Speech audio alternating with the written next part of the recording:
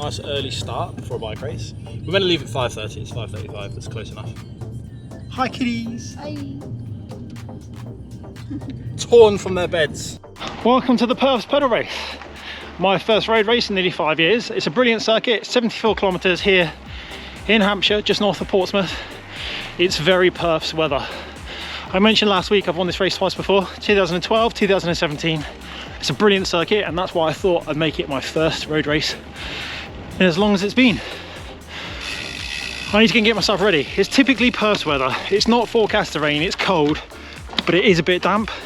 Like the road surface is not great because of it, it's very slippery, but that makes it exciting.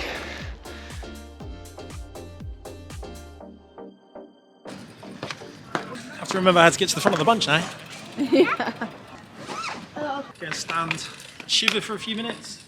Yes. Love you, sir. Love you. Good luck with your I was nervous as ever. Colder than I expected to be. And at the back, but that's 20 seconds of lean, mean chopping to get to the front. Sorry, gentle persuasion to allow myself to the front. Yeah, 76 riders I think were signed on, I think we just heard. I'm not sure if it's the cold or the nerves that's making me shake. Combination. It's a good time to... Morning, Tom. You alright? How you doing? I'm good, I'm nervous, but good. Oh, I don't know that I want to take that off really. I'm going to leave them on for a minute. They can be tucked in my, anywhere. But Good luck, good luck, thank good luck. you. It'll be fun. Right. Enjoy it. Thank you very much. I will do. Yeah, good luck. Thank you. Daddy. Love you. Love you. Good luck. Right, I'll get lined up. See you in a bit. See you in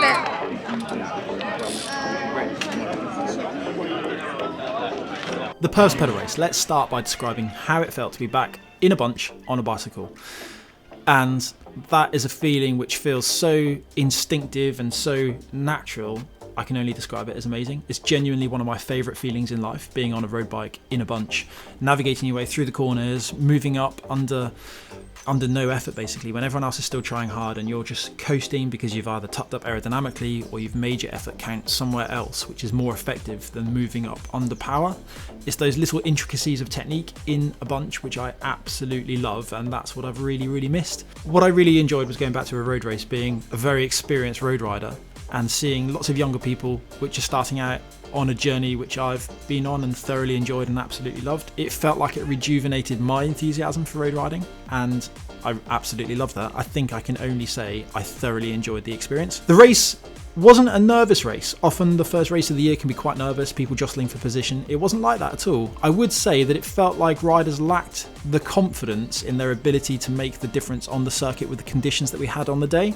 I think probably there are quite a few of the really good riders there that were quite tired, meaning that when it came to the headwind over the top of the climb, it was incredibly difficult to make a physical difference because it was easy to sit on the wheels, something which I relied on heavily, very fortunately. After the top of the climb, we had a nice fast descent, but again, because the descent was fast, it was really hard to make a difference. You could tuck up and you could easily do, I think we were doing over 80 k's an hour down there. But sure enough, eventually a break did go away, and that break did go on to contest the finish, and they were the strongest riders in the race. So at the end of it, it did work out in the way that you would expect the Perfs to pan out.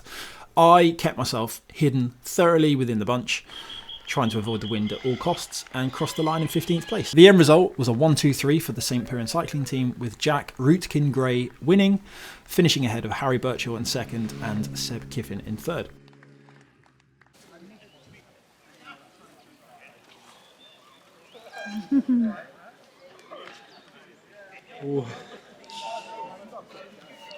All right, hard. I think if that had been another lap, that might have been it for me.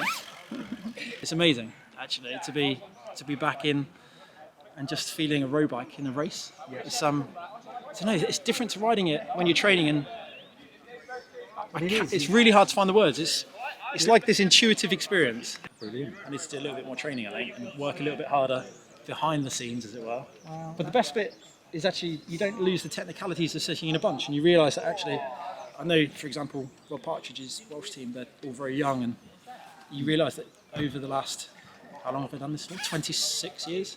that you pick up a lot of technique, and that actually counts for a lot of power, luckily. If I'd come back here today and done really well, that would have, in a way, belittled everything I used to work so hard for 5 years ago, 6 years ago, or 6 years ago, 10 years ago. So I think it's probably about right that I finished as I finished. And it's a nice benchmark for the rest of the season, and something to aim to progress from and build from, and hopefully do a little bit more. I think the best bit about the day is returning to road racing. You realise that it has become that intuitive experience where you know exactly what you're doing, you know how to position yourself, you know how to move up when everyone else is either pedalling and you're freewheeling, or everyone else is braking hard and you're just off the brakes until the last minute. First time I've ever raced on discs, so that was nice. Equally, you see some really weird things, like there's so much attention put on aerodynamics in bike races these days, but if you can't corner, it counts for nothing, or it counts for less. And if you pin your numbers on and they're flapping and catching loads of wind, what's the point in having skinny handlebars? Just, there's loads of weird little details that you see being missed, and of course I missed them as well myself. I put my gloves in my pocket today, expecting to throw them off on the climb. But as it was, because of the headwind on the climb, I was nestled inside the bunch, so I was carrying these big bulky gloves around in my back pocket, which I didn't need to carry. So we all miss details, but it just shows that you can spend all this time focusing on one detail, like aerodynamics and tyres and rolling resistance and things like that, but unless you're constantly applying a full package of performance upgrades all the time, they cancel each other out. So having slower tyres, but tyres you can roll around the corners in without having to brake and without having to pedal when you move up, and all these little things, you can stitch them all together and you kind of save energy in other ways. And I think saving energy under technique is one of the most underrated skills sets that you can learn as a bike rider, and it will seriously help you as you age and as you race. So that was good fun to kind of rediscover that. Right, Rob Partridge, that was it. Would you like to make a cameo on my video? Academy coach of the World Cycling Academy. Do you want to give us a race debrief? How was the race for you, Rob? Oh, it was nice and warm where I was. How did your riders do? The right one of them was 8th, I think. So nice to see them riding together, which for me is like important start. If they can do that, it's a good habit to create, isn't it? So, as I was parked on that finish line, you know, where you won. The original finish. You're in that picture, aren't you? I don't know. The stuff that I just blank from my memory. Being in the sport too long, you go to various like villages and towns across the UK, and you're like, oh yeah, I've been here before. Oh, I remember I did this race. Turn to do the interview now. Right, when's your next race, Chris? Well, part of it was depending on how today went, and I think with 2 laps to go, if you'd asked me when's my next race, I might have said never. Right. But now that it's all over, I was suffering. It was really hard. Was it? Yeah. As in, I found it. Yeah. But I think now sitting here, I feel like it would be nice to have another go. There's the Abergavenny handicaps up there. Oh yeah. Are you doing those? Maybe. I think there's a race same day, but some of them will do it. Yeah. I can't fancy that maybe because it's not a million miles away from home. Yeah. Everything is, but it's not that bad. I don't know. This interview continues. Yeah.